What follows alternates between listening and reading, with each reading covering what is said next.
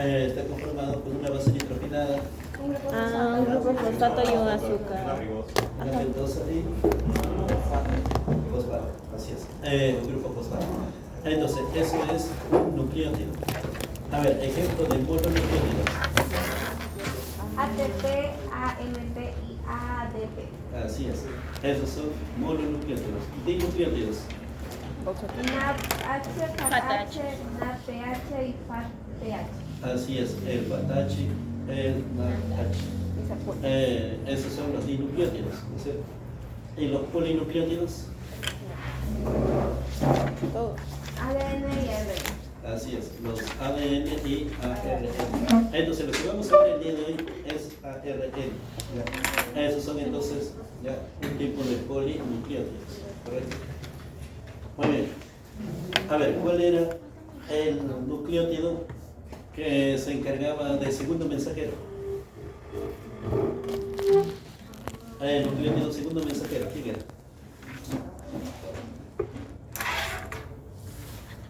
AMP cíclico. Así es, el AMP cíclico. El adenosín monofosfato cíclico. Ese es un segundo. Adelante. Ese es un segundo mensajero. El AMP cíclico. También el GTP, el guanidiltrifosfato, también actúa como un segundo mensajero. ¿Ya? Muy bien. Miren, entonces, decía que hoy día vamos a tocar, estamos semana 13, ¿no? Semana 13, me quedan 2 clases y terminamos. 2 clases, adelante. 2 clases, terminamos y nos queda examen final nada más. ¿Sí? Muy bien, entonces estamos en sesión 13. Bueno, lo que vamos a ver, le decía el día de hoy, es el ADN, ¿no? El adenosín, ¿ADN o ARN? ADN. el ácido desoxirribonucleico, ¿no es cierto? A ver, vamos a hablar entonces de la bioquímica del ADN. Miren, el ADN y el ARN son dos ácidos nucleicos polinucleótidos. Entonces tenemos el ADN, ya tiene 2 hebras, ¿no es cierto? Tiene 2 hebras. Y el ARN solamente tiene una hebra. Ya, una hebra. Es decir, el ADN es bicatenario. El ARN es monocatenario. Ya, monocatenario. Correcto. Entonces, miren, la información genética está en los 4 monómeros, por ejemplo, del ADN. Y este es el nucleótido que habíamos visto, ¿no es cierto? Esta es la pentosa, la base nitrogenada y el grupo fosfato. Entonces, el ADN lo que va a hacer es tener una conformación 3,5 y 5,3, porque van a ser antiparalelas. Entonces, miren, los genes no actúan de manera independiente, sino de una manera de transducción de señales. Esa transducción de señales es que el ADN lo convierte en ARN, ¿no es cierto? Y el ARN es el que se encarga de sintetizar las proteínas. Entonces, es la base genética de las enfermedades. Hay muchos problemas, por ejemplo, con temas genéticos. Por ejemplo, la diabetes, un tema genético. Entonces, la diabetes a veces, por ejemplo, hay, digamos, la proteína, la insulina, por ejemplo, la insulina, ¿cuántos aminoácidos tiene? ¿Cuántos aminoácidos tiene la insulina? 51. Hay 30 aminoácidos en la cadena B y 21 aminoácidos en la cadena A. Entonces tiene 2 cadenas, o sea, tiene 51 aminoácidos. Y ambas cadenas van a estar unidas por puente de disulfuros. Entonces, ¿por qué le digo esto? Porque cualquier mutación que haya en la insulina, entonces va a haber una acción deficiente. Por ejemplo, la prolina se reemplaza por triptófano, ya es otra cosa. Entonces allí es porque ha sintetizado, digamos, o enviado una información que no corresponde, ¿no es cierto?, la información genética. ¿Ya? Entonces, eso puede ser una de las bases de las enfermedades. A ver, ¿la obesidad tiene origen genético? También puede ser. ¿La obesidad? También tiene origen genético, la obesidad. ¿No es cierto? Es probable que el papá, mamá, por ejemplo, tengan obesos, sea sobrepeso, pero ahora quieren también sangre obeso. ¿Por qué? Porque tiene genes. A veces vamos a suponer, tiene 2 hijos, uno sale obeso y el otro no. Los 2 tienen los genes. Pero ¿cuál es el problema? Es que uno lo desarrolló y el otro no. ¿Por qué? Por su estilo de vida. ¿No es cierto? Así igualito pasa en la diabetes. La diabetes, por ejemplo, tiene 3 hijos. Dice, uno tiene diabetes, los otros 2 no. Ya, vamos a hacer pruebas genéticas. Los 3 de repente tienen. Pero uno lo desarrolla y el otro no. Porque entonces uno manifiesta la enfermedad y el otro no lo manifiesta. ¿Por qué razón? Por el estilo de vida. ¿Sí? Por eso se dice que el estilo de vida es el detonante de las enfermedades. ¿Sí? Muy bien. Entonces, miren, el ADN, nosotros habíamos mencionado que está conformado por nucleótidos o polinucleótidos. Ahí hablamos de desoxiadenulato. Por ejemplo, la adenina, ¿no? Por decir adenina, guanilina, citidina y timidina. ¿Cuáles son las bases del ADN? Las bases nitrogenadas del ADN. La adenina, ¿quién es su pareja? La timina. La citosina, ¿quién es? La guanina. La guanina. Entonces, miren, cuando dice así, DC, es desoxicitidina. Por eso que ya, por ejemplo, decimos, miren, desoxiadenilato. O sea, la adenina es así, desoxiadenilato. Se le antepone la D. Desoxiadenilato. Por eso ya también dice, ¿no? Desoxiguanilato. Desoxiguanilato. Eso es entonces lo que se refiere a ese término. ¿Y por qué desoxi? ¿Por qué desoxi? OH creo que tenía OH. Es por esto. Porque aquí en el OH, perdón, en el carbono 2 hay OH y en el otro hay H. Por eso uno es desoxi y el otro es riboxi. Por eso viene la diferencia de ARN y ADN. Es decir, la diferencia va a estar en el carbono 2, ¿no es cierto? Ya. Eso es entonces en el ADN, por eso a eso se refiere esos términos. Ya. Muy bien, entonces el esqueleto es un polímero, porque habíamos dicho que estos no, son nucleótidos que van a estar unidos, son miles de nucleótidos, ¿no es cierto? Entonces van a estar unidos en posición 3,5 y 5,3, ¿no? Estamos hablando de fosfodiéster. ¿Por qué fosfodiéster? Por ejemplo, este es el fósforo. Acá está un enlace éster, acá hay un enlace éster, por eso dice fosfodiéster. O sea, este es el enlace fosfodiéster. ¿Ya? Y ese es entonces en la posición aquí, esta es la posición 3 y esta es la posición 5. ¿No? Por eso dice 5, 5 y acá 3. ¿No es cierto? Va a tener siempre un extremo. 5, 3. Esa es una hebra. En la otra hebra va a ser al contrario, que va a ser antiparalelo. ¿Ya? Entonces, en el contenido de ADN, ahí ya tenemos el código genético. Tenemos orden de unidades, el orden de unidades como si fuera el abecedario, ¿no es cierto? Desde la hasta la Z. Ese va a ser entonces el código genético. El código genético generalmente está dado por un triplete, a eso le llaman codones, ¿no es cierto? A esos tripletes. Eso también vamos a ver después, ¿ya? Vamos a ver el código genético. Ahora miren, en el modelo de Watson y Crick, acá habla que el ADN, cada hélice es una serie de nucleótidos unidos por enlaces fosfodiéster, ¿no? Lo que le mencionaba, ¿no? Fosfodiéster. El fósforo está unido con 2 oxígenos para formar un fosfodiéster. Esa es cada hélice. Entonces una hélice se va hacia arriba, una hélice se va hacia arriba y el otra hélice se va hacia abajo. Uno va arriba, otro arriba. Por eso son antiparalelas.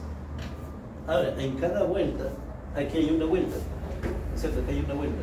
Acá se supone que hay 10 pares de bases. Aquí hay 10 pares de eso. Y estos pares van a estar unidos por esto, ¿no? Adenina, timina, timina, adenina, citosina, guanina, guanina, citosina. Estos son los puentes de hidrógeno. Los puentes de hidrógeno. Los puentes de hidrógeno entre la adenina y la timina son 2 puentes de hidrógeno. La citosina y la guanina son 3 puentes de hidrógeno. ¿Ya? O sea, en total tenemos 5 puentes de hidrógeno. ¿Correcto? Entonces, para romper, digamos, el enlace o el puente de hidrógeno, citosina, guanina, se requiere de mayor calor, requiere mayor temperatura, ¿ya? Porque tiene más puente de hidrógeno. ¿Ya? Entonces, miren, en los que el grupo fosfato forma un puente entre los grupos OH, hay 2 azúcares sucesivos, es decir, en la posición 3 y en la posición 5. ¿No? En la gráfica anterior está, ¿no? Acá y acá. ¿Ya? En las bases, en las pentosas. Entonces, miren, hay mutaciones. La mutación a nivel molecular consistiría en un cambio en la secuencia de las bases nitrogenadas. Entonces, si hay un cambio de secuencia, por ejemplo, vamos a suponer aquí, siempre van a estar juntos, ¿no? Adenina, timina, timina, adenina. Pero ¿qué pasa? Adenina, timina y acá hay citosina, guanina. Entonces ya cambió la secuencia. Cuando cambia la secuencia, allí es donde se altera, por ejemplo, el ADN. Y esto tiene, miren, un problema en el caso de las bacterias. Las bacterias constantemente están cambiando, están mutando, por eso que hay resistencia a los antibióticos. ¿No es cierto? Por eso hay resistencia. Por ejemplo, miren, ¿conocen el ciprofloxacino? Sí. Ciprofloxacino, ¿conocen? Sí, ¿no es cierto? ¿Cuál es su mecanismo de acción del ciprofloxacino? Claro, el ciprofloxacino se utiliza para las vías infecciones intestinales, infecciones urinarias y también hay para infecciones respiratorias, ¿no es cierto? Ciprofloxacino. Por ejemplo, si el paciente quiere una sinusitis, levofloxacino, moxifloxacino. Si el paciente, por ejemplo, tiene prostatitis en la próstata, ciprofloxacino, porque el ciprofloxacino llega con facilidad a la próstata. La penicilina no llega. Entonces, el que llega con una concentración bastante adecuada es el ciprofloxacino. Por eso que se utiliza para infección de próstata. O sea, ahora miren, ¿qué es el ciprofloxacino? Miren, la bacteria tiene ADN. Y ya habíamos dicho que la bacteria es así, ¿ven? Entonces, esta es una hebra. Vamos a suponer que esta hebra se va hacia abajo. Y hay otra hebra que se va hacia arriba. Entonces, ese es el ADN de la bacteria. Pero para que se enrolle, aquí, para que se enrolle, o sea, aquí hay un enrollamiento. Aquí hay un ADN girasa. El ADN girasa permite que se enrolle en la bacteria. Correcto. Entonces, ¿qué hace las quinolonas? Mira, las quinolonas, ¿qué hacen? Las quinolonas lo que hacen es inhibir a este ADN. Entonces, cuando inhiben, ya las dos hebras no se enrollan. Entonces, ¿qué esto va a hacer? Va a quedar así. Se va acá. Se va acá. ¿Ves? Porque lo inhibe. Entonces ya no, aquí lo inhibe. Entonces, como inhibe, ya no se enrolla. Y como no se enrolla, la bacteria muere. ¿No es cierto? La bacteria muere. Pero ¿qué pasa? Que la bacteria está mutando su ADN girasa. Lo muta. Cambia las secuencias. Entonces, cuando cambia la secuencia y cuando viene el ciprofloxacino ya no hace nada. Ahí es un mecanismo de resistencia, por ejemplo, de los antibióticos. ¿Y cuándo se da esa resistencia? Cuando el paciente consume un antibiótico cuando no debería. Por ejemplo, tiene una infección viral y está dando antibiótico. No debería, pero está dando. Otro, al paciente le decimos, ¿sabe qué? Consume por 7 días, pero consumió por un día o 2 días. Cuando consume un día, 2 días, la bacteria va y el paciente dice, no, ya estoy bien, ya estoy mejor, ya me cené. ¿Ya? Entonces, ¿qué pasa? Que de todas las colonias que hay, esos 2 días que comenzó y mató una gran cantidad de colonias, pero va a haber unas colonias ahí que van a estar presentes. Pero como se crece de manera logarítmica y como ya tiene el estimulador del antibiótico, entonces ellos ¿qué hacen? Generan defensas. ¿Y cómo generan defensas? Mutando. Mutaciones. Cambian sus bases. Cuando viene el ciprofloxacino ya no hace nada. ¿Por qué? Porque ya cambió. Ya cambió. Entonces, miren, eso es la conformación tridimensional. O sea, tridimensional. Por ejemplo, nosotros tenemos el ADN, ¿no? Así, por ejemplo, su receptor. ¿No es cierto? Pero ¿qué pasa si cambia? Si cambia, entonces va a estar así volteado. ¿No es cierto? Cuando viene la molécula ya no actúa, no hace nada la bacteria. Esas son algunas mutaciones que pueden haber acá. Ahora, no solamente hay eso, en el caso de la diabetes, la insulina también puede mutar. Se cambia un aminoácido por otro y muta, y ya es diferente el ADN, por eso que cuando va todo un resultado ya no puede ser. ¿Sí? Muy bien, esos son cambios entonces que se dan en la secuencia de las bases nitrogenadas. Entonces, mire, al no existir ninguna restricción en la secuencia de bases nitrogenadas, claro, mire, no hay restricciones porque no es estricto, o sea, puede cambiar constantemente. Entonces, el ADN posee la suficiente variabilidad como para ser el material, ¿no?, hereditario, para transmitir la información. Pero además, esta estructura sugiere la existencia de algún código que permita pasar de la secuencia lineal base nitrogenada del ADN a una secuencia lineal de aminoácidos en las proteínas. Eso es lo que le mencionaba. Entonces, el ADN se replica, ¿no es cierto?, en otro ADN. Y el ADN se transcribe en un ARN y el ARN se traduce en proteínas. ¿Cierto? Entonces, cuando se traduce en proteínas, le pasa acá algo, entonces las proteínas van a estar alteradas. Hay otro, miren. Las dos hélices se mantienen unidas mediante puentes o enlaces de hidrógeno producidos entre las bases nitrogenadas. Esa base de hidrógeno va a estar entre adenina, timina y citosina, guanina. Adenina, timina, le habíamos mencionado que tiene dos puentes de hidrógeno, ¿no es cierto? Acá está.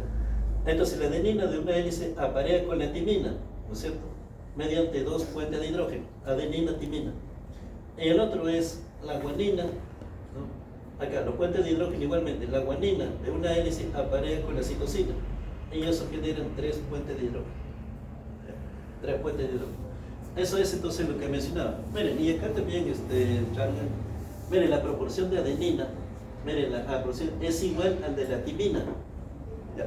Miren, esto es importante porque luego al final vamos a hacer un ejercicio rápido nomás. ¿Ya? Miren, la adenina es igual a la timina, entonces la relación entre adenina y timina va a ser igual a 1. Miren, la proporción de guanina es igual a la citosina, guanina-citosina, igualito, guanina-citosina, la proporción es igual a 1. ¿Ya? Esa es la proporción. Ahora dice, la proporción de las bases únicas, en este caso, adenina más guanina, es igual al de las bases pirimidénicas, es decir, timina, citosina. Entonces, adenina más guanina es igual a timina más citosina. Y la relación entre esto es igual a la unidad.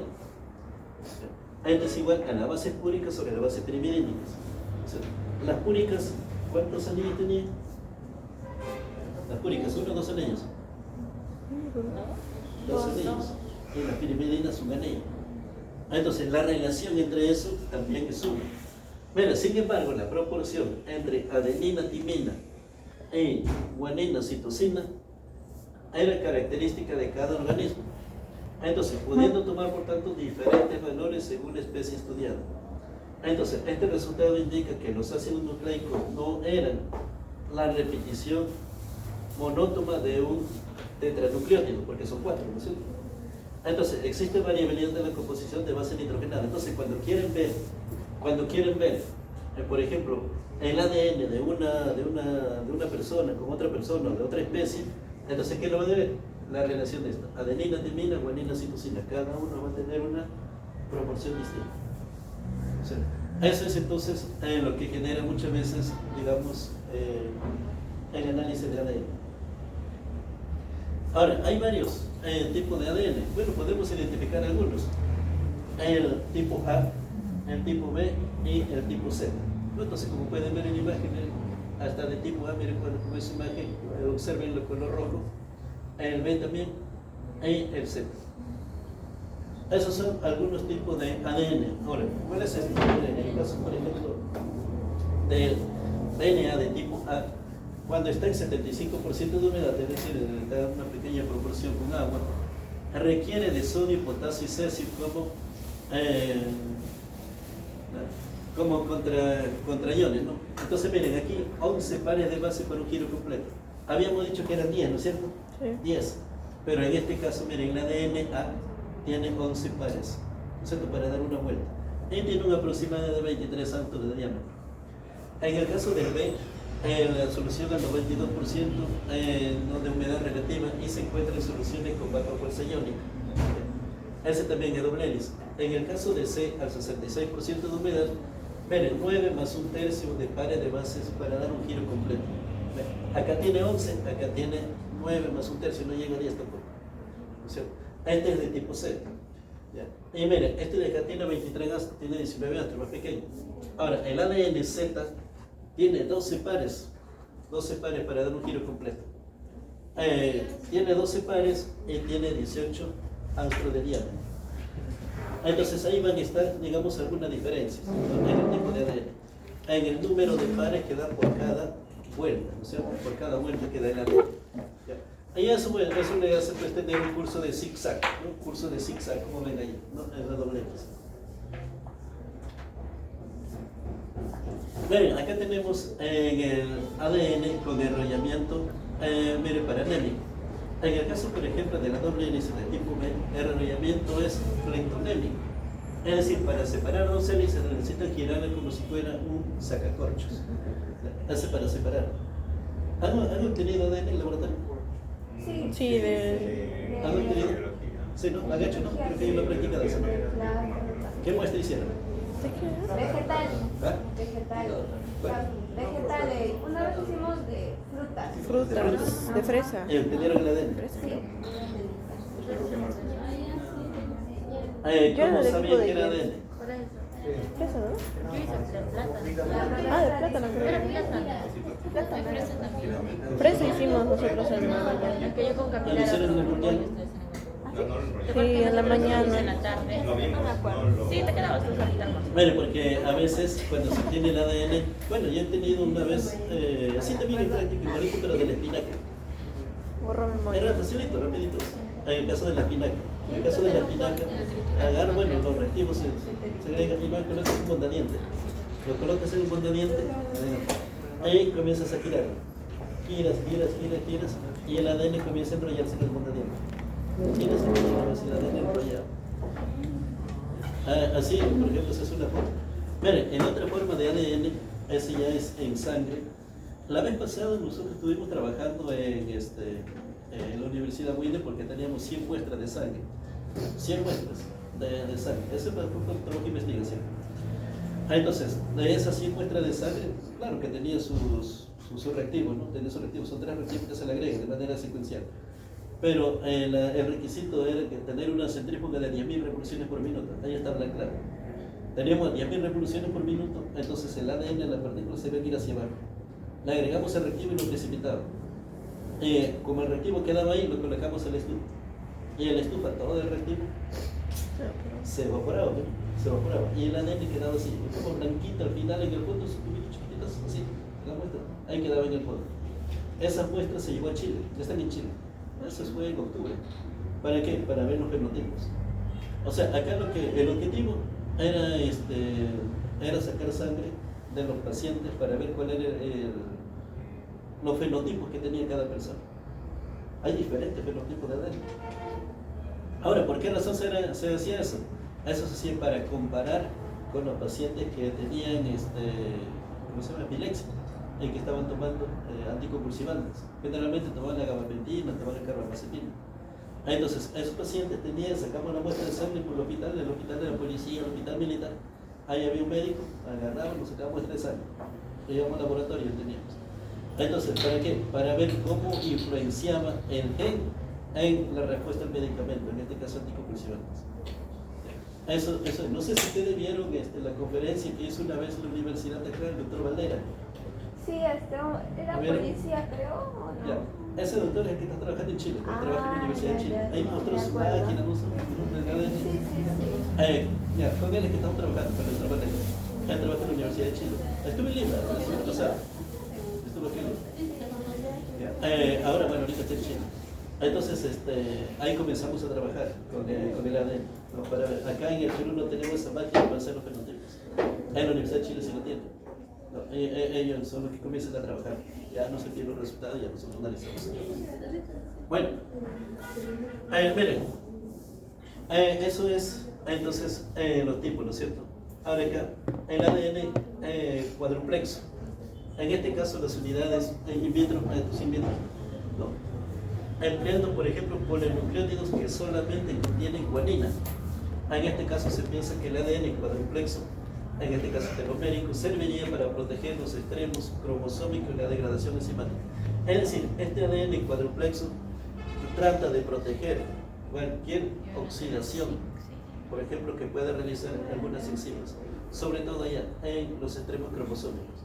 Es decir, el ADN también va a tener un mecanismo de defensa, o sea, de defensa. Eso es entonces el ADN cuadruplexo. Miren, y luego acá tenemos la densidad. Miren, a mayor contenido de guanina, citosina, se supone que hay mayor densidad, ¿no es cierto? Es más denso.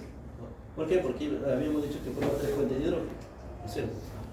Entonces acá, por ejemplo, miren, una centrifugación en gradiente de... Eso es lo que más o menos nosotros realizamos. No es igual, pero nosotros realizamos una técnica muy parecida en la obtención de ADN. Entonces, miren, porque tengo algunas fotos. Miren, una centrífuga de alta velocidad en una disolución densa es centrífuga. La centrífuga de alta velocidad normalmente es de 10.000 revoluciones por minuto. ¿Ya?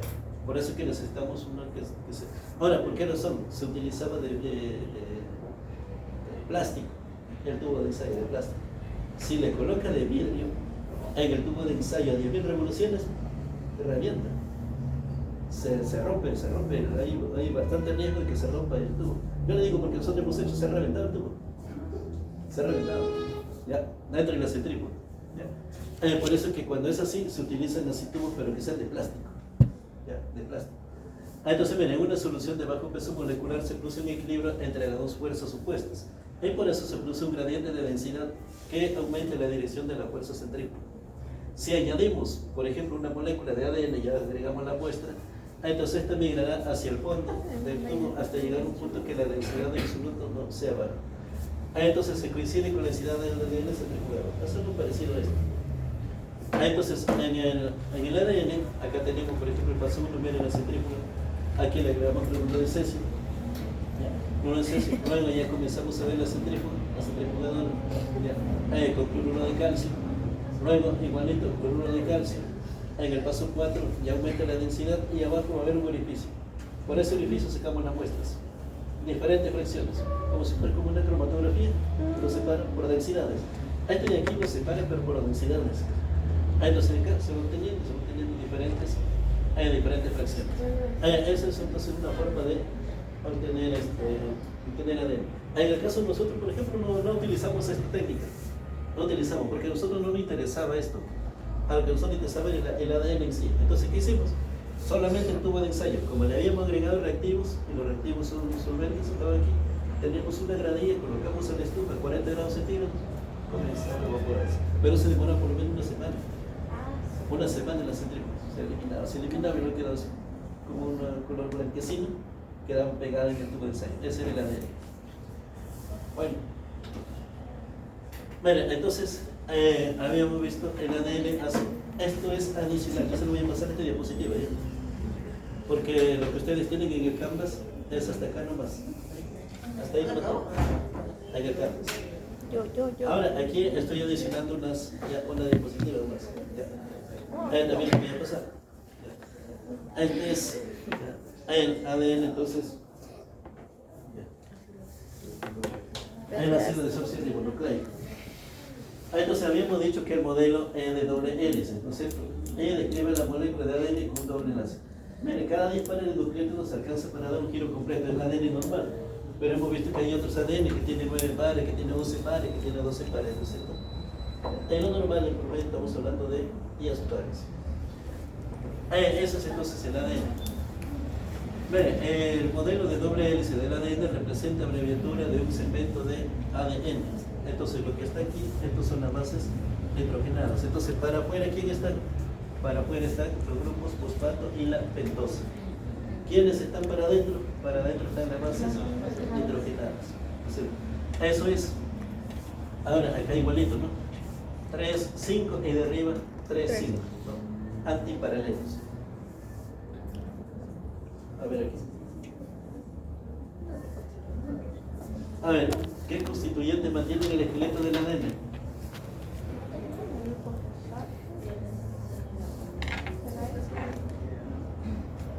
¿Quién mantiene el esqueleto del ADN?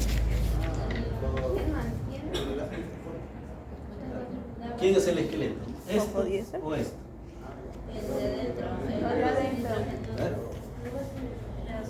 Ambos. El esqueleto es esto. ¿Por qué? Porque este de aquí está unido por puente de hidrógeno. O sea, la base nitrogenada está unida por puente de hidrógeno. O sea, eso es entonces, miren, la estructura. Entonces, esto es la pentosa, este es el grupo fosfato, y esta es la base nitrogenada. Entonces, esto es el nucleótido y van a estar unidos así, en posición 3,5 o 3,5 de arriba se va. Muy bien. Entonces vemos aquí el azúcar y los grupos fosfato. Entonces, ¿quién constituye el esqueleto? Es esto. ¿Quién es el azúcar y el grupo fosfato? Esto es el esqueleto que va a mantener unida al ADN. ¿Cierto? ¿Ya? Muy bien. Habíamos visto el modelo de doble hélice. Entonces, en este caso, establecen uniones de tipo puente de hidrógeno. ¿Cierto? Estas uniones se realizan siempre con una base única y una pirimidina, binadenina. Por ejemplo, adenina, timina forman 2 puentes de hidrógeno, que ya lo he mencionado. Citosina, guanina, 3 puentes de hidrógeno. Y las hebras son antiparalelas. 3', 5', que lo contrario, 5', 3'. Aquí está la base. Miren, esto por ejemplo es la adenina, esta es la timina. Acá están los puentes de hidrógeno. Son 2 puentes de hidrógeno. En este caso estamos hablando de la guanina y la citosina. Entonces hay 1, 2, 3 puentes de hidrógeno. Eso es entonces lo que van a mantener unidas a las hebras, ¿no es cierto? Entonces, cuando hay una replicación, ¿qué es lo que se rompe? Lo que se rompe son los puentes de hidrógeno. Entonces, ustedes han visto cuando vimos el video que se crea una burbuja. Se crea una burbuja. ¿Por qué se crea una burbuja? Esa burbuja porque se rompían estos puentes. Se rompen. Entonces, cuando se rompen esos puentes, ya empieza la transcripción, ¿no es cierto? Y luego viene la replicación. Entonces, la formación específica del enlace de hidrógeno entre guanina y citosina y entre adenina y timina genera pares de bases complementarias. Ese es entonces, miren, las hebras habíamos dicho que son antiparalelas, ¿no es cierto? Una de ellas tiene sentido 5', 3' y la otra 3', 5', ¿no es cierto? Eso es, entonces, lo que es la secuencia, ¿no? 5, 3 y el otro igualito, 3, 5, son antiparalelos. En el caso de la replicación, del ADN, ahí tenemos la topoisomerasa, ahí tenemos otro que es la primasa, que es donde se va a iniciar el tema de la replicación. Entonces, acá tenemos las proteínas que están involucradas, tenemos la licasa. La licasa, ¿qué es lo que hace? Separa la doble hélice. Adelante. Separa la doble hélice. La topoisomerasa o la girasa son los que controlan el superenrollamiento. Y el otro, el SSBP, estabiliza la simple cadena y mantiene las hebras separadas de ADN polimerasa. Pero el ADN polimerasa sintetiza la nueva molécula de ADN, mientras que el ADN primasa forma un cebador. El cebador es el que va a comenzar a replicarse y colocar los bases nitrogenadas en orden secuencial. Y el ADN ligasa es el que ensambla el nuevo. A ver, vamos a ver, parece. Acá hay un video, pero vamos a ver. ¿Qué pasa con el harina?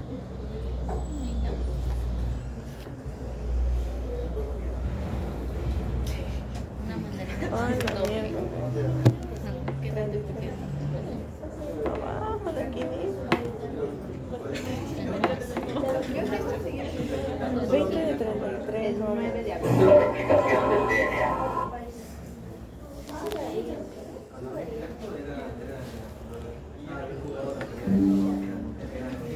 Aspectos generales del hecho de la replicación.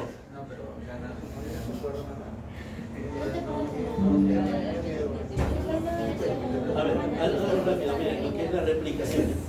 La replicación del ADN. Ahí está. Falta el 9. Dan lugar a 2 moléculas idénticas de DNA. La replicación del DNA es semiconservativa, con cada cadena parental actuando como molde para la síntesis de una nueva cadena complementaria. En primer lugar, el DNA se desenrolla y se rompen los puentes de hidrógeno entre las 2 cadenas. Este proceso es ayudado por el enzima helicasa. Las proteínas enlazantes a cadena simple, SSB, evitan que las cadenas se vuelvan. Esto crea una burbuja de replicación. Las burbujas de replicación se forman en múltiples lugares a lo largo de la molécula de DNA, aumentando considerablemente la velocidad de la replicación. Echemos un vistazo más de cerca a un extremo de la burbuja de replicación. Esto es una horquilla de replicación. Una vez que las cadenas han sido desenrolladas y separadas, la DNA polimerasa puede comenzar a construir una nueva cadena. La hebra conductora es la nueva cadena que crece de modo continuo hacia la horquilla de replicación. La DNA polimerasa construye la nueva cadena en dirección 5' a 3'. Sin embargo, la DNA polimerasa no puede iniciar una nueva cadena, solo puede prolongar una cadena preexistente. La RNA primasa coloca los primeros nucleótidos de la nueva cadena. El segmento resultante de RNA cebador proporciona un extremo 3' libre al que enlazarse. La DNA polimerasa puede ahora ir colocando los nucleótidos complementarios a medida medida que se desplaza a lo largo de la cadena Monti.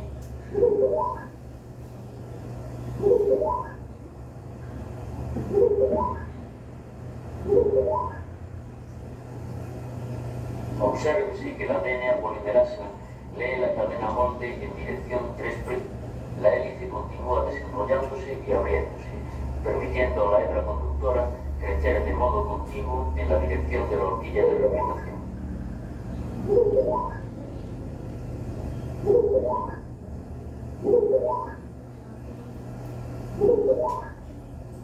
Más tarde, un tipo diferente de DNA polimerasa reemplaza el cebador de RNA por DNA.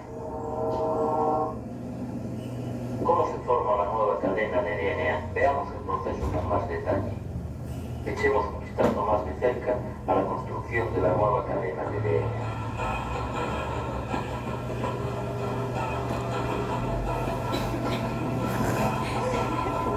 Una bolita. La DNA polimerasa 3 trae el siguiente nucleótido trifosfato. Obsérvese los 3 grupos fosfato.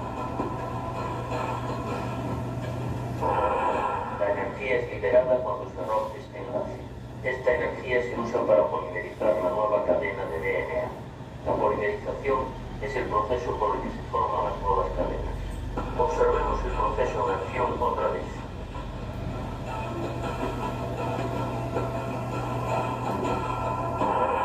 La energía se libera.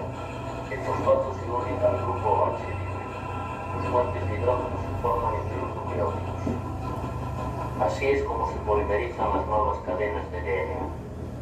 Ahora echemos un vistazo a la hebra rezagada. La hebra rezagada se sintetiza en dirección opuesta a la del avance de la horquilla de replicación.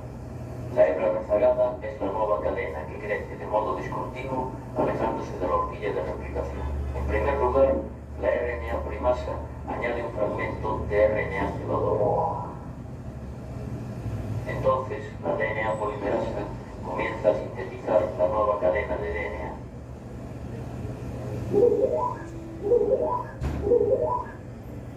Antes de que pueda continuar la síntesis de la hebra rezagada, la hélice debe de continuar desenrollándose. Así, la hebra rezagada se sintetiza de manera discontinua. Una vez más, la RNA primasa comienza la nueva cadena.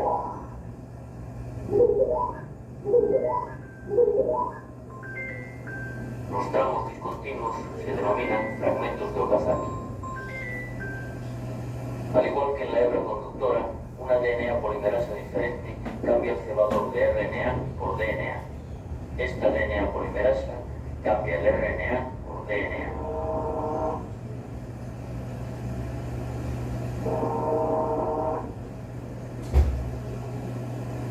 Entonces, una ligasa sella la unión de los fragmentos de DNA.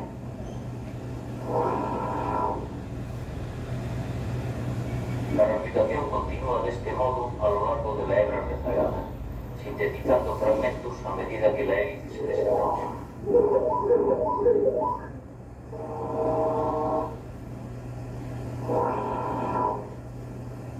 La nueva cadena es una copia exacta de la otra cadena parental. Fijémonos ahora en el conjunto de la burbuja de replicación.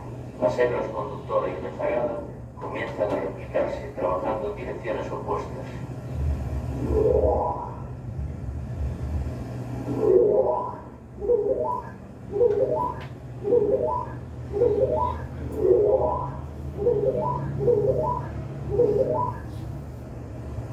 Mientras tanto, otra hebra conductora se está replicando sobre la cadena opuesta de la burbuja.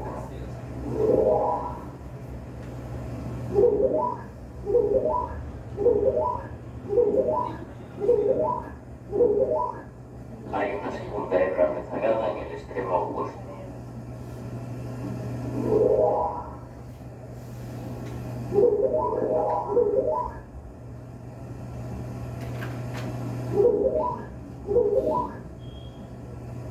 Ahora, una segunda DNA polimerasa añade desoxirribonucleótidos, cambiando los fragmentos de RNA por DNA.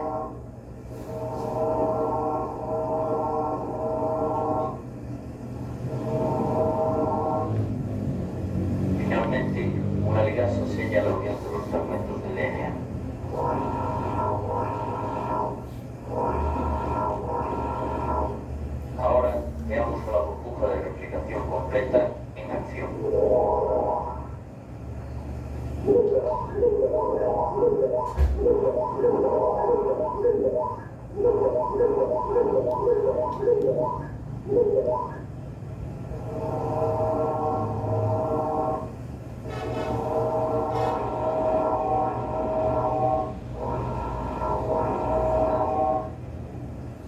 Este proceso continúa en ambas direcciones hasta que la molécula completa de DNA ha sido replicada. Hay múltiples burbujas de replicación a lo largo de la molécula de DNA. Las burbujas continúan creciendo hasta que llegan a 1. Ahora tenemos 2 moléculas completas de DNA.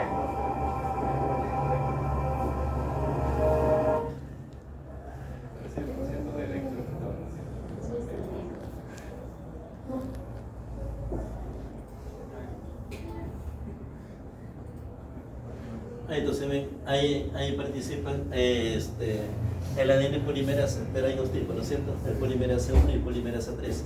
O sea, hay también el ARN primasa, ¿no? Que forma un cebador de ARN, y el ADN ligasa que ensambla finalmente el ADN. Estas 3 enzimas son las que participan en el tema de la replicación, ¿no es cierto? Hasta formar 2 hebras idénticas de ADN. Esto también está bastante explicado ese. Ya. Ahora bien, miren, ¿cuál es la función de los ácidos nucleicos? Acá, por ejemplo, el ADN almacena y transmite la información genética, ¿no es cierto? Desde la polimerasa sintetiza las proteínas, ¿no? Habíamos dicho que hay un proceso de ADN, ADN, ¿cómo se llama el proceso? Replicación. Y del ADN al ARN, ¿cómo se llama? La transcripción. Y del ARN a la proteína, traducción. Eso es entonces lo que es el ADN. Al final van a formar proteínas. Entonces va a ser uno de las funciones del ADN. En el caso, por ejemplo, del ARN, ejecuta las órdenes, ¿no es cierto?, que le da el ADN. Entonces, cualquier cosa que le pase al ADN, inmediatamente el ARN lo ejecuta, ¿no es cierto? Entonces, miren, ¿dónde está el ADN? Está en el núcleo. Y para que llegue al núcleo, son sustancias específicas, no todo llega al núcleo.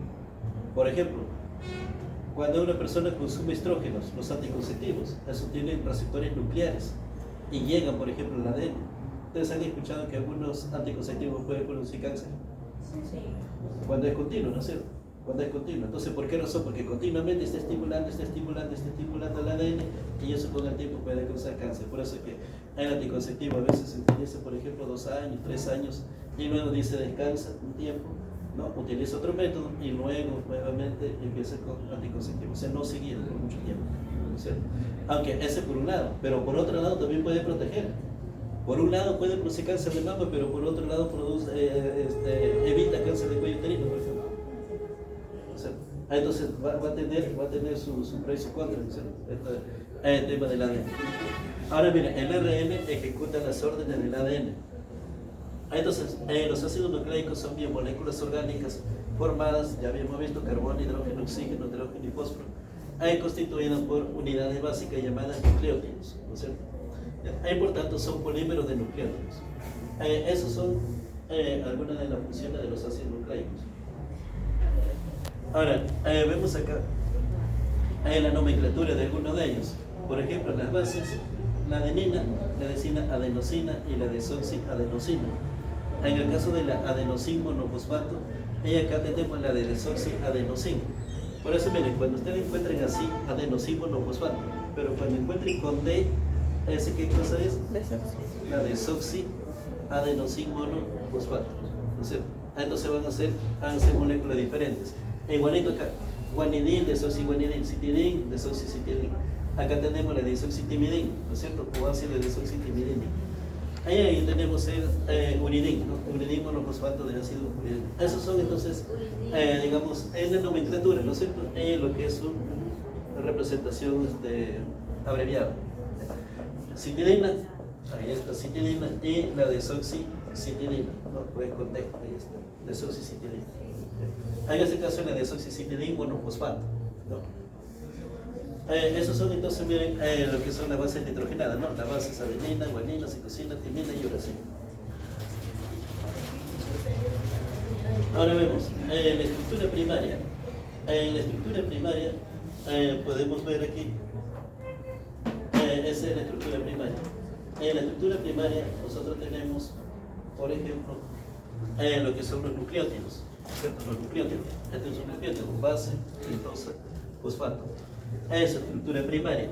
Entonces, es la secuencia de una cadena de ADN y representa el esqueleto fosfatos y pentosas. Están unidos por así hidrogenados. Entonces, se encuentran en igual porcentaje en todos los seres vivos de una misma especie.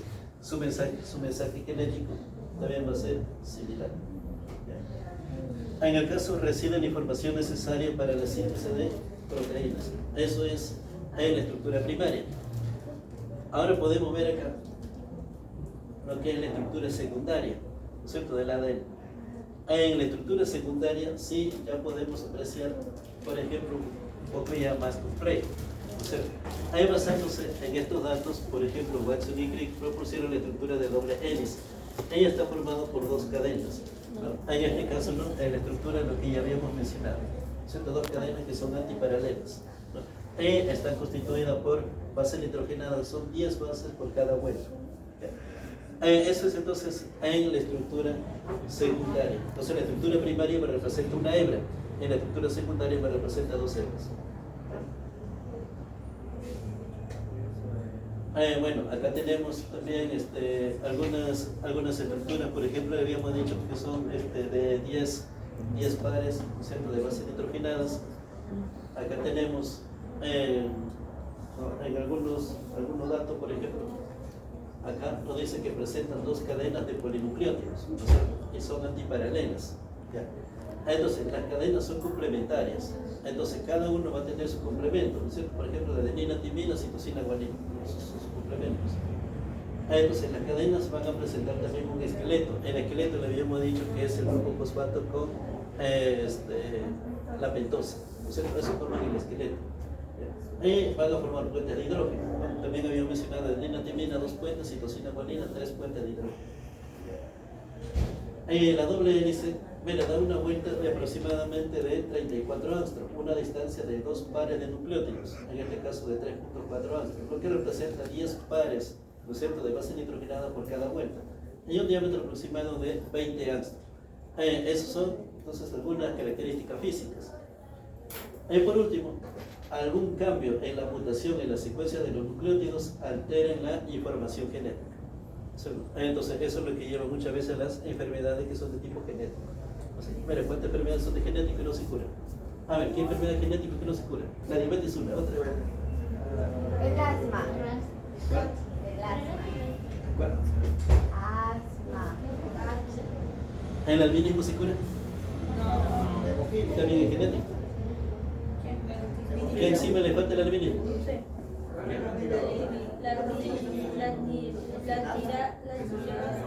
La tirosinasa. Claro, ¿por qué? Porque hay un cambio molecular y esa es una proteína que está constituida por la información de genes. O sea, miren, entonces hay otro, por ejemplo, el ELA. ¿Conocen el ELA? La enfermedad de ELA. Ese está dado por una alta reactividad del glutamato y el paciente muchas veces produce disminución en las contracciones musculares. O sea, ese también es, por ejemplo, la enfermedad de ELA. Bueno, ya estamos por terminar. Entonces, a ver, ahorita terminamos. Miren acá, algunas propiedades del ADN. Mira, el ADN tenemos, por ejemplo, la estabilidad. Mira, en condiciones normales, el ADN es muy estable. Pero para que se produzca la duplicación es necesaria la reparación de dos cadenas, ¿no?, que es la transcripción. O sea, ahí viene el ARN mensajero. O sea, eso se produce en el núcleo y luego pasa al citoplasma. Hay otro que es la desnaturalización. Mira, si el ADN se somete a temperaturas superiores por encima de 100 grados centígrados, se rompen los puentes de hidrógeno y se unen las bases, separándose dos cadenas. O sea, y aquí pueden haber cuando hay cambio de pH. Entonces los enlaces fosfato, pentosa, base, no se van a romper. Lo que se van a romper son los puentes de hidrógeno. Entonces, eso es lo que se van a romper. ¿Por qué se rompen? Por cambio brusco de temperatura o por cambio brusco de pH. ¿Ya? Ahora, la renaturalización. Miren, si se restablecen las condiciones iniciales, el ADN recupera su estructura. Por ejemplo, el paciente con diabetes está con acidosis, probablemente está alterando también sus genes, ¿no es cierto? ¿Por qué? Porque se altera su pH.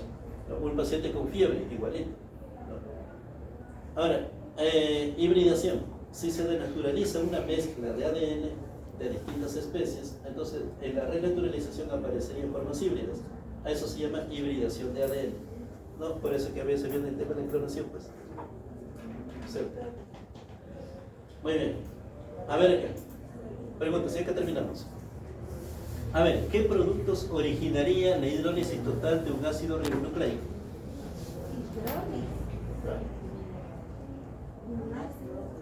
¿Ah? ¿Qué productos originaría la hidrólisis total de un ácido ribonucleico? ¿Ah?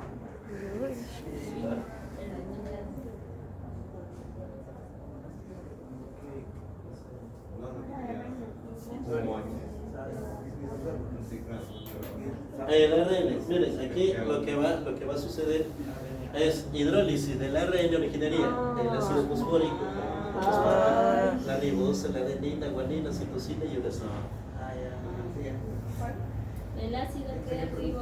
Ahora, ¿qué productos originaría la hidrólisis total de un ADN? Igual, ácido fosfórico, Todo ribosa. menos uracilo. Ajá. La timina nomás. Ajá, Todos menos uracilo. Es el hidrólisis total. ¿No es cierto? Hidrólisis total. Muy bien. Ahora miren, aquí, a ver acá. Miren acá. Miren, una vez aislado un fragmento monocatenario de ADN, porque habíamos dicho que tiene 2 hebras, pero aquí ¿qué se ha hecho? Se ha aislado una hebra. Dice, un fragmento de ADN humano. Se analizaron las proteínas de la base nitrogenada, encontrándose que adenina tiene 27%, está acá. Adenina tiene 27%, guanina 35%, citosina 25% y timina 13%. ¿Cuál será la proporción de su complemento? Ustedes han visto que este es el principal, ¿no es cierto? Principal, pero hay otro que es antiparalelo. Ese antiparalelo es su complemento. ¿Ya? Entonces, se ha sacado una hebra y se han encontrado esto. ¿Cuál sería el complemento de esto? Calculadora. ¿Ah? ¿A cuánto tenés que llegar? Así es. ¿Se acuerdan que le decía en el cálculo? Le decía, la relación adenina-timina es 1. Entonces, adenina es igual a timina. ¿Se acuerdan que le decía? Entonces acá, la adenina tiene 27. ¿Quién es su complemento? 13. Timina, entonces va a tener 27. O sea, si aquí timina tiene 13, Ahí ya va a tener. adenina va a tener 13. 13. Lo mismo sucede acá. Si guanina tiene 35, citosina va a tener 35. Si guanina tiene 25, acá va a tener 25. Entonces, ¿cuál es la respuesta? La respuesta es que aquí va 13, aquí 25, acá 35 y acá 27. ¿Está bien? Esa es la respuesta, ¿sí? Ese es entonces, mire, su complemento. ¿Ya? Su complemento. ¿Correcto? A ver otro. Me dice, en el análisis de la proporción de adenina del cromosoma 21 humano ha resultado ser 33%. En la proporción de guanina del cromosoma 23, 27%. Determinar razonablemente la proporción de cada una de las otras bases de cada cromosoma. A ver, ¿quién completa el cuadro? A ver, ¿quién completa el cuadro?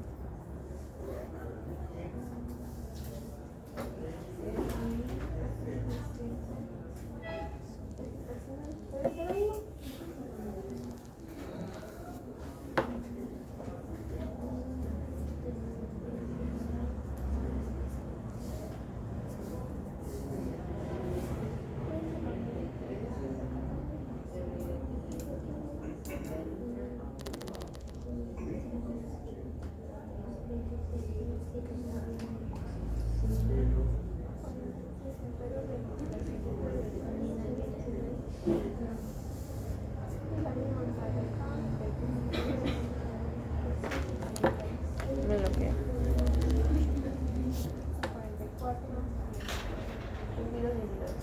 Creo que sí. Eso creo que vale. A ver,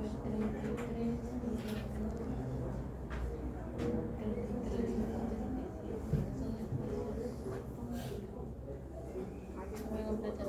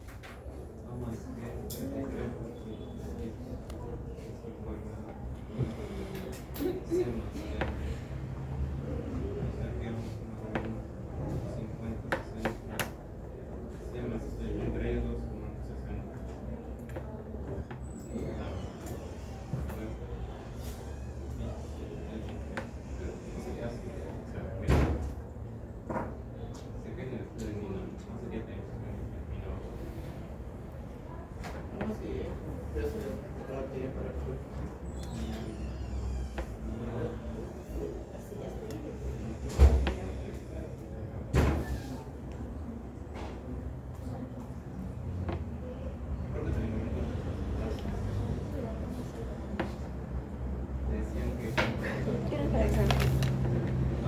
Mira, se supone que si avenida 63, línea también tiene que ser 33. Entonces restando sale 44 entre 2, 22 cada uno. Y lo mismo con la guanina, citosina 27, 27. ¿Cuál restaste para que Sale salga 54, 54 entre 2, 23. Perdón, 56 entre 2, 26. ¿Por qué le sacas 22?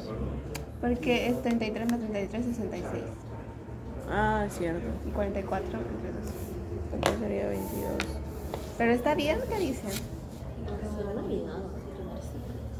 Profesor, A ver, No, tú dile. eso. Camila, Hice un intento. lo hice. No digas mi apellido, por favor. No lo digas. Fue Valeria. ¿Salió o no salió? Facilito. Profesor, no sé si así está bien. Profesor, ¿Cómo sale? no sé si así está bien. Acá como la adenina 63, la timina también tiene que así ser es. así. Entonces se resta, sale 66, 44 mitad y lo mismo aquí. 27 de la guanina, por lo tanto de la Está citosina bien. y se resta. Está bien. Su compañero Luis. Ah, me recordé.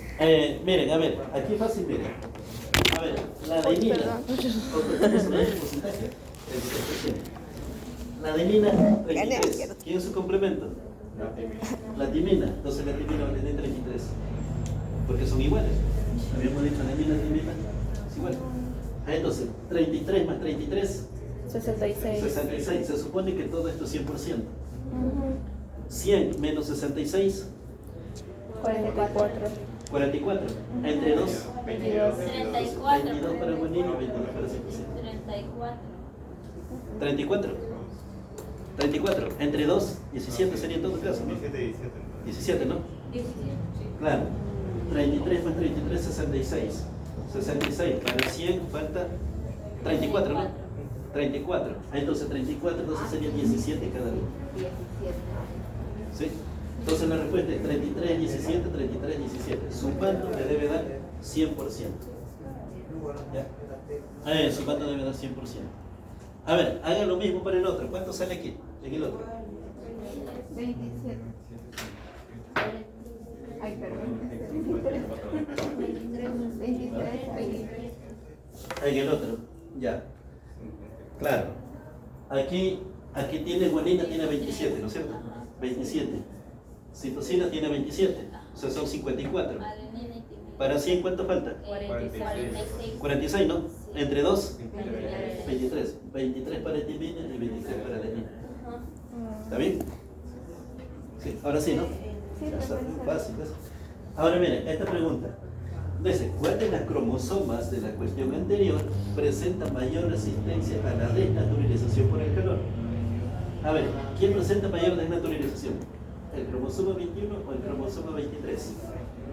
Creo que el 23. ¿Ah? Creo que el 23. A ver, suben. La proporción de citosina guanina, ¿cuánto sale para 21?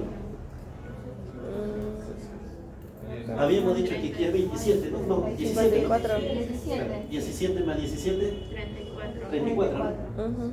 Y aquí es guanina, 27, acá 27, 27, 54. 54. 54. Entonces, ¿quién tiene más proporción? Cromosoma 23. El 23. Claro, entonces, dice, ¿quién presenta mayor resistencia? Es el cromosoma 23. ¿Por qué razón? Porque hay mayor proporción de citosina guanina. Habíamos dicho que citosina guanina tiene 3 puentes de hidrógeno, ¿no es cierto? Entonces, cuando hay más proporción de citosina guanina, ofrece mayor resistencia al calor. En este caso será el cromosoma 23. ¿Está bien?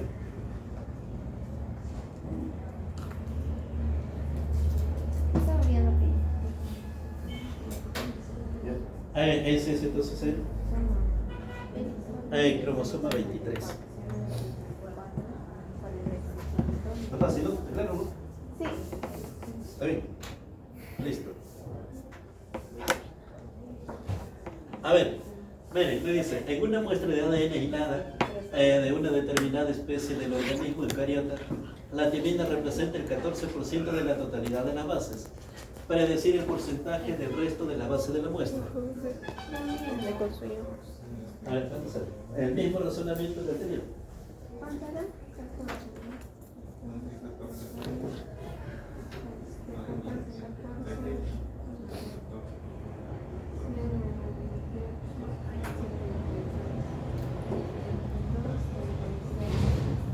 36, 36, 14, 14. Ya está. ¿Sería?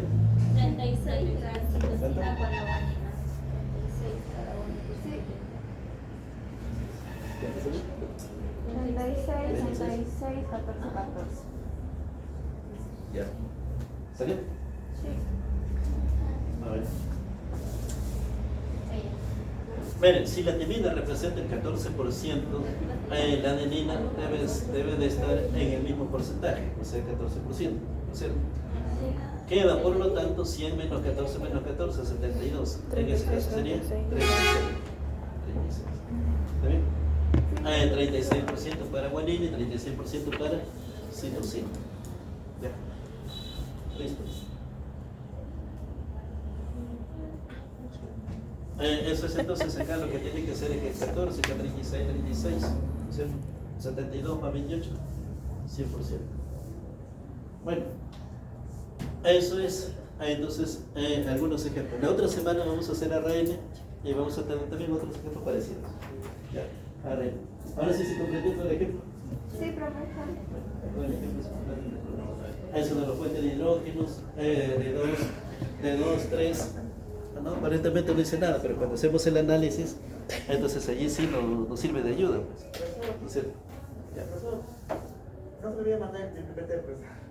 Sí, Profesor, sí, no se preocupe. Profesor. A ver, alguien que entre aquí en la máquina y lo pase. Vamos a ver la máquina.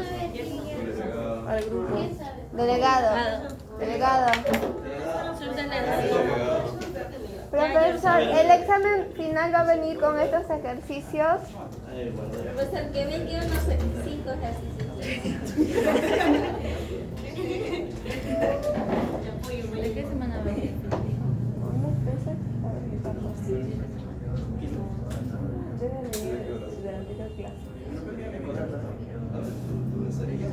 Mi celular no sé dónde lo dejó. Profesor, en el examen final van a venir ejercicios parecidos. muy probable. ¿De qué semana? Chicos, miren, traten de chequear estos ejemplos porque es probable que le tomen el examen. Hay un estudiante de medicina en otra universidad que enseña medicina, también enseñó bioquímica. También le tomaba ese ejercicio. Cuando le hacía que ejercicio, toditos sabían, así como ustedes, toditos sabían. Y cuando hacía el examen no le desarrollaba. Sí, sabe. No sabía, pero ¿qué se tiene la de? ¿Tú sabes? No sé por qué. No sé.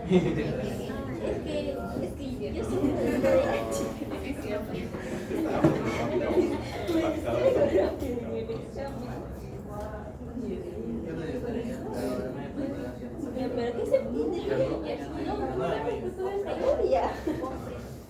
No tengo nada.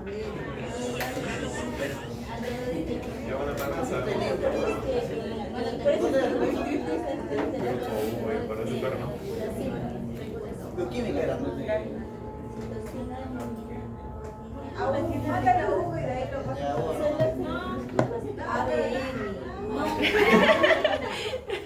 Y la red lo vamos a ver la otra semana. Y eso ya sabemos que la semana pasada fue de la de Será que no, pero sí, pero Oye, ¿por qué no era el grupo de bioquímica? No, aparte dijo uva, porque Y de ahí lo pasa. ahora comparto ahora. ahora vamos a ver.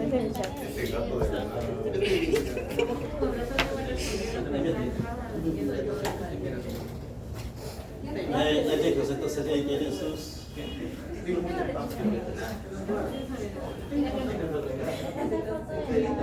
foto de